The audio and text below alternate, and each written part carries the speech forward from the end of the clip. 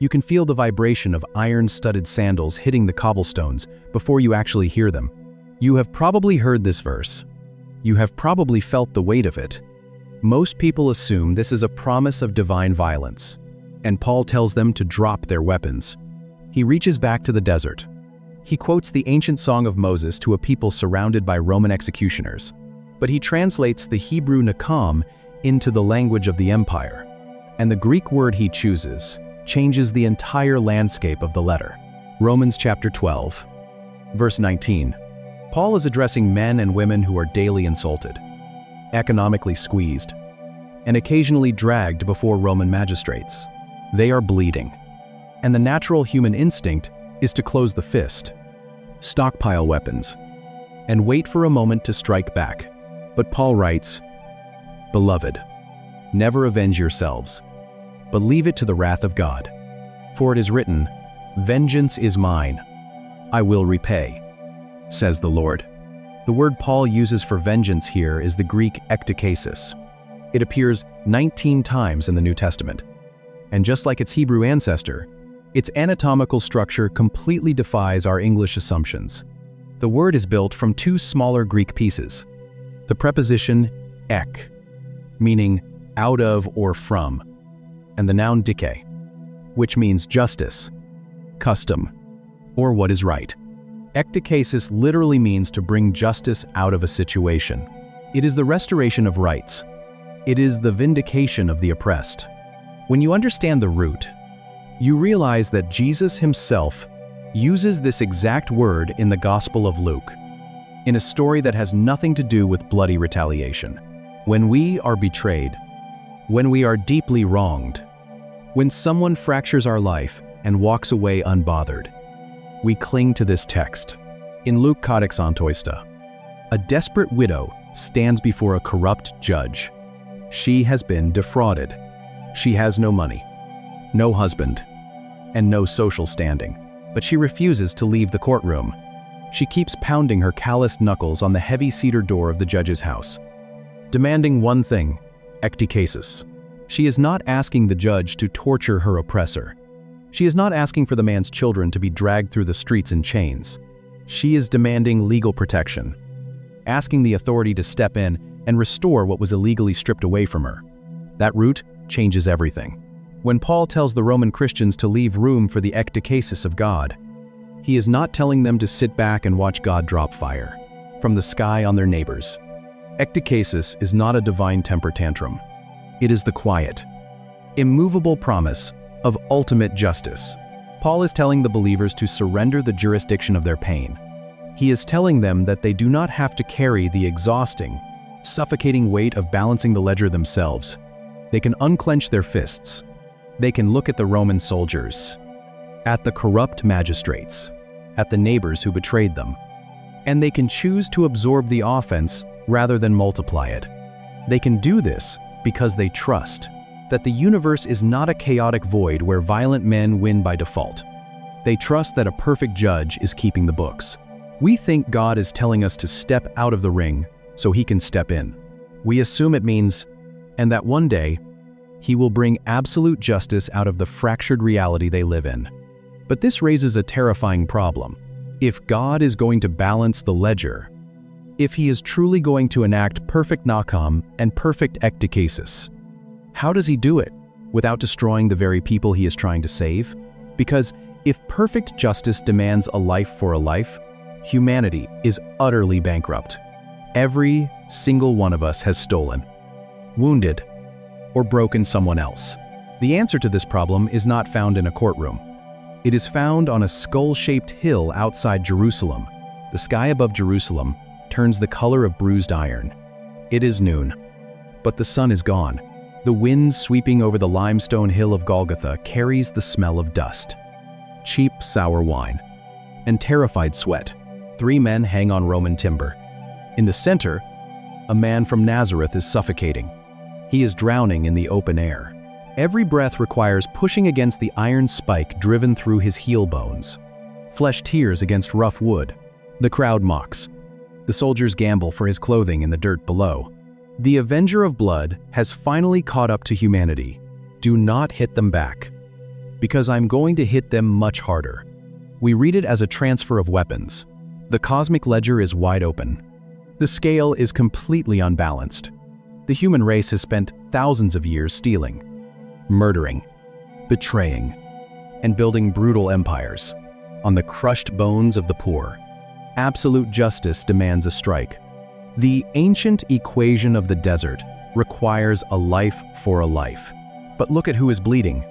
The judge steps down from the bench, walks into the execution yard, and takes the place of the guilty. The cross is not the moment God finally loses his temper. It is the moment the cycle of retaliation is broken forever. He does not swing the axe. He catches the heavy iron blade with his own chest. Rome demanded a public execution, and the empire got its spectacle.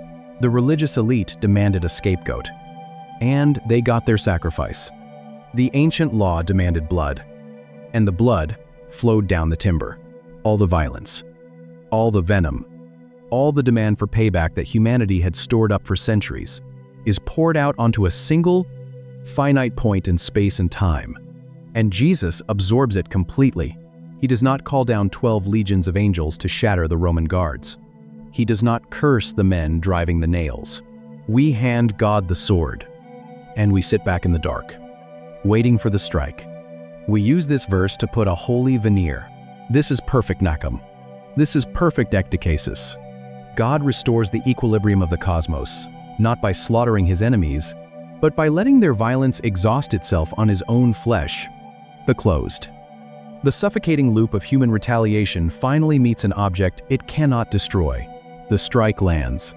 The injury is fully felt, but no counterstrike is launched. The fire burns the wood to ash, and then the fire simply goes out. The cosmic scale is balanced. The ancient debt is paid in full. The avenger of blood lays down the sword, because the death has already occurred. But down here, in the daily reality of your life, that leaves you holding a weapon you no longer have the authorization to use. You are standing in the aftermath of your own betrayal, gripping the hilt of a sword that was never forged for your hands. When Paul tells the bleeding church in Rome to leave room for the wrath of God, he is not just outlining an abstract theological concept. He is offering a psychological rescue operation. Think about the physical anatomy of a grudge. When someone shatters your trust on our own quiet bitterness, thinking we are being righteous when, in reality, we are simply outsourcing our revenge. When they strip away your reputation or take something irreplaceable and simply walk away unbothered, your nervous system goes into a state of permanent mobilization. You lie awake at 2 a.m, staring at the dark ceiling, replaying the exact words that were spoken. Your jaw grinds. Your stomach churns with a toxic mix of adrenaline and acid. You mentally draft the vicious text message you want to send. You rehearse the public confrontation where you finally expose their hypocrisy.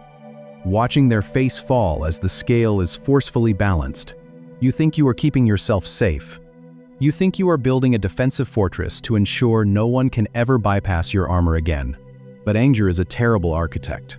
When you refuse to surrender the ledger, you are forced to carry it everywhere you go. You carry the heavy, leather-bound book into your new relationships, frantically looking for the same pattern of betrayal in the eyes of someone who never hurt you. You drag it into your quiet moments, turning an empty room into a suffocating courtroom where you constantly pace the floor, playing both the prosecutor and the blindfolded judge. Vengeance is not a shield. It is a parasite that consumes its host. This is precisely why God steps in and demands the weapon. He knows that the human frame is simply not engineered. But if you look closer at the Hebrew root hiding beneath the Greek, at the desert context, where these words, to carry the radioactive weight of retributive justice. When a human being attempts to execute Nahum, it always mutates. It calcifies into bitterness. It hardens the arteries of our empathy, slowly and quietly turning us into the exact image of the person who wounded us in the first place. To drop the sword is not to say that the offense did not matter. It is not an exercise in forced amnesia. It does not require you to ignore the shattered glass on the floor or pretend the physical bruises on your skin do not ache. Forging a truce with reality is an act of immense, Terrifying courage. It is looking at the massive debt owed to you, acknowledging exactly how much blood it cost, and then deciding to transfer the collection to the only judge in the cosmos, who can handle the math without being destroyed by it. But knowing the theology of surrender is very different from actually prying your cold fingers off the hilt. An axe head slipped in the ancient dust, and the law of the desert demanded an avenger of blood. A prophet sang on the plains of Moab, and God claimed the exclusive right to balance the scale. An empire built a peace out of shattered bones and nailed its absolute power to timber on the highway. You were first spoken, you start to see something, the punishment, reading completely misses. The vengeance of God is not a threat. A courier carried a parchment into Rome and told a bleeding church to drop their weapons. A widow pounded on a heavy cedar door and demanded the restoration of her stolen rights. A cosmic ledger opened on a limestone hill, and the ancient arithmetic required a life for a life. And a perfect judge stepped down from the bench and caught the iron strike with his own chest.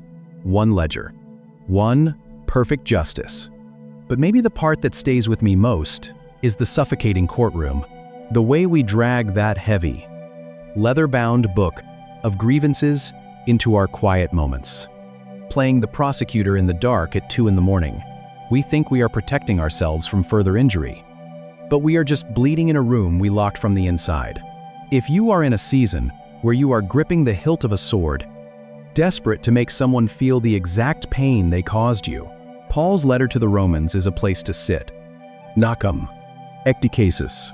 The judge does not ask you to pretend the glass isn't shattered on the floor. He does not ask you to minimize the betrayal. He asks you to step out of the execution yard, of retaliation. It is the only known cure for a human disease. To find the answer, to understand what this famous quote, to surrender the jurisdiction of your pain, so that you do not destroy yourself trying to put the pieces back together. If this reached something in you, subscribe. Leave a comment, even one word helps. Share this with someone who is exhausted from carrying the weight of getting even. Pray for us as we keep digging into these texts. And may the God who absorbed the ultimate strike so you wouldn't have to, walk with you as you pry, your fingers off the hilt, and bring you out carrying a peace you could not have received any other way, actually meant to the people who first heard it. You have to leave the Roman Empire behind. You have to travel back. A man with calloused, leather-stained hands sits in a crowded room in Corinth, leaning over a scrap of parchment. The air smells of sea salt and burning oil, thousands of years before the Colosseum was built, before the legions marched. You have to step out into the burning sand of the ancient Near East, and you have to see what happens when human justice runs completely out of control. Human justice is a ledger of blood, of property, of pride. Someone takes. You take back. The scale tips. You force it level. It sounds perfect in theory. It sounds clean. But human vengeance is never clean. It is a fire that burns the house down to kill a spider. Watch how it actually works. A neighbor insults your family. You push him in the street. He loses his dignity. He breaks your jaw. You burn his harvest. The smell of charred barley fills the valley. He slaughters your livestock. You hear the animals dying in the dark. You take his brother's life. He comes for your children. The ledger never balances. It only expands. Retaliation is not an equation. It is an infection. Every strike demands a counterstrike. Every wound requires a deeper cut. Every stolen coin demands a heavier tax. We are a species obsessed with getting even. But getting even is a myth. When you are deeply wronged, your body keeps the score. Your muscles coil. Your throat tightens. Your chest feels heavy with cold. Suffocating anger. You want the person who hurt you to feel exactly what you felt. Outside his window is the reality of the first-century world. A world built on power, maintained by force, and governed by the sword. You want the sleepless nights transferred to their dark bedroom. You want the public humiliation painted on their face. So you retaliate, maybe with a whispered rumor, maybe with a lawsuit, maybe with a closed fist. For a split second, the release of tension feels like justice. It feels like peace. but it is a counterfeit peace. The moment you strike back, you do not close the loop. You open a new one. Now they are the victim. Now they have a grievance. Now they have a debt to collect. This is the geometry of human conflict, a closed system of escalating violence that no human being knows how to stop. We cannot heal our own wounds by inflicting them on someone else. We only multiply the bleeding.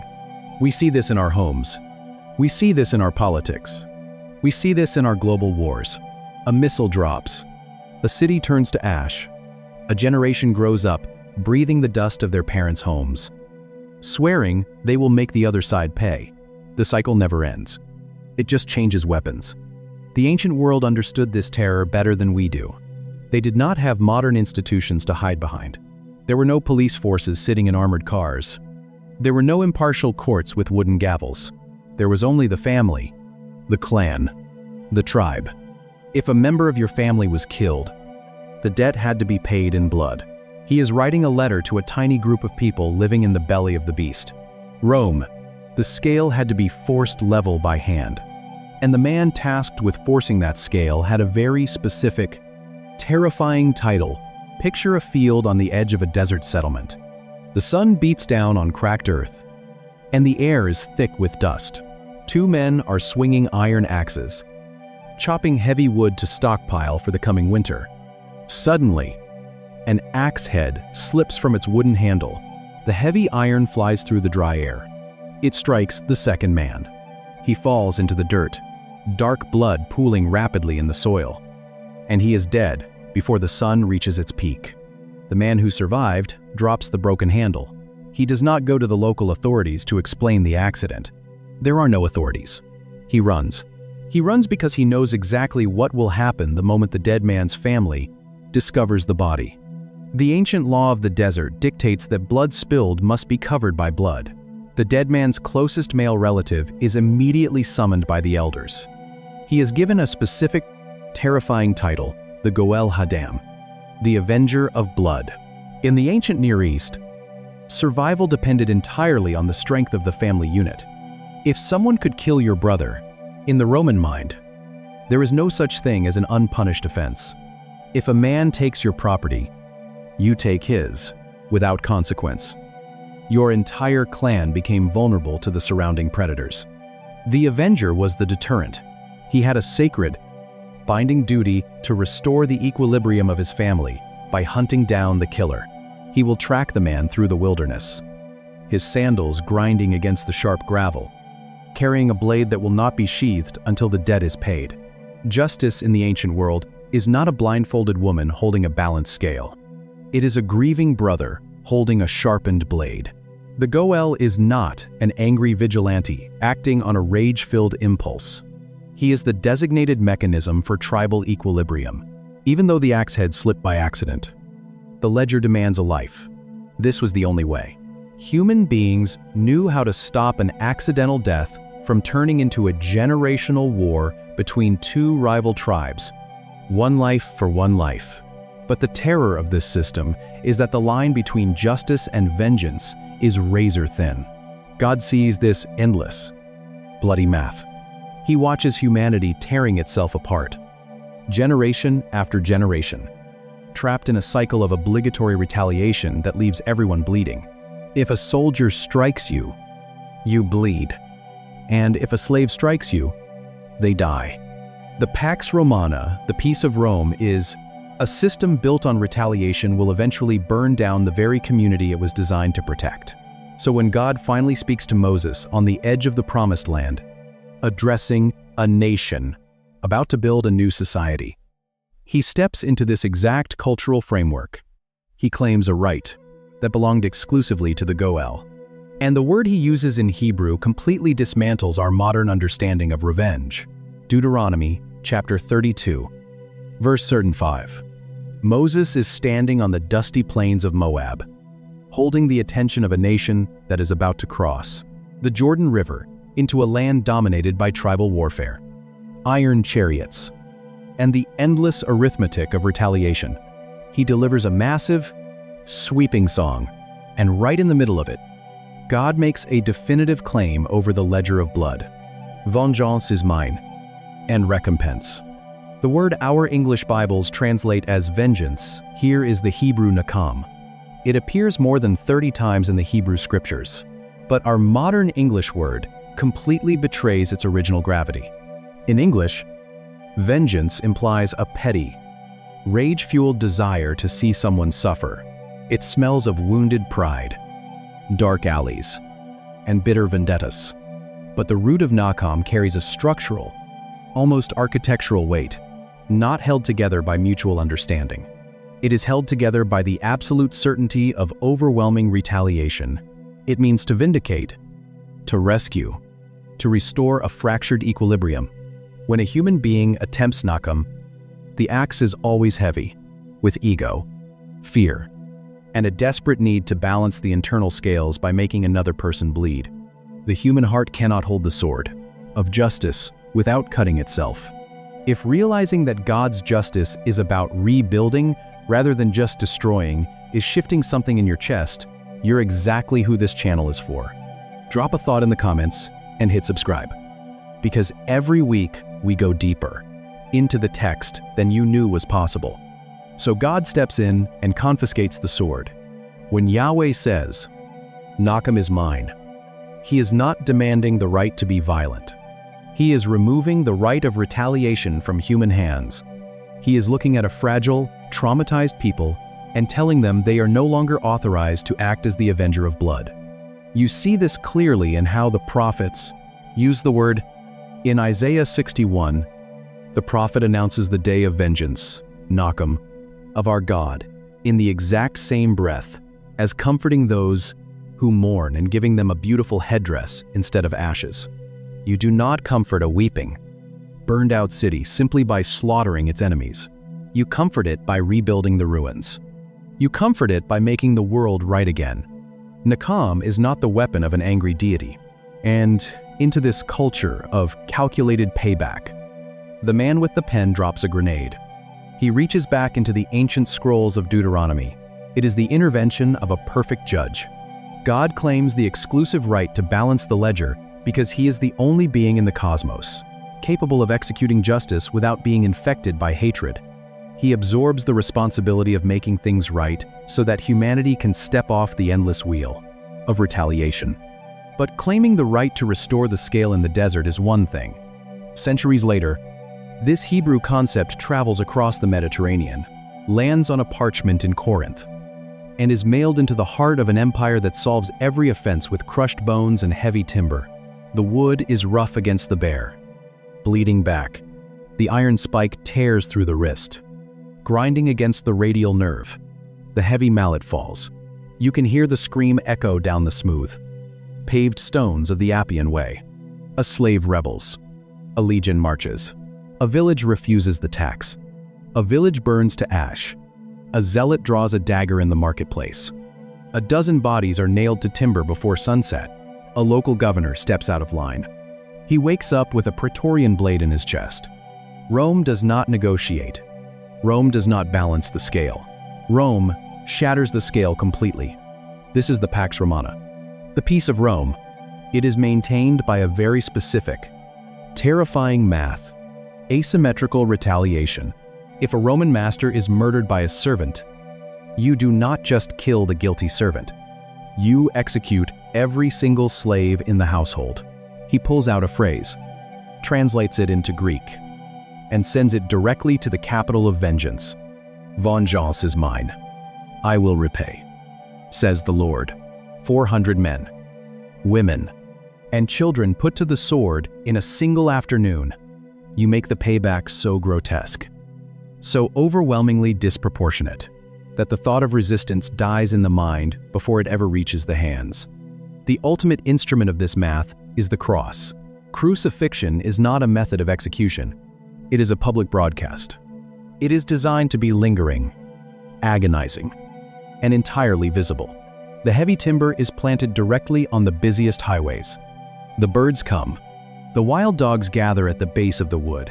The empire wants you to smell the rotting flesh as you carry your grain to the Roman market. They want the flies buzzing in your ears. They want the visual of absolute state power burned into your retinas. They want you to know exactly who holds the sword of vengeance. Into this exact atmosphere, a courier walks through the stone gates of the capital city. He carries a rolled parchment, a letter from Paul, written to a small, fragile community of Christians living in the shadow of the Palatine Hill. These believers are marginalized.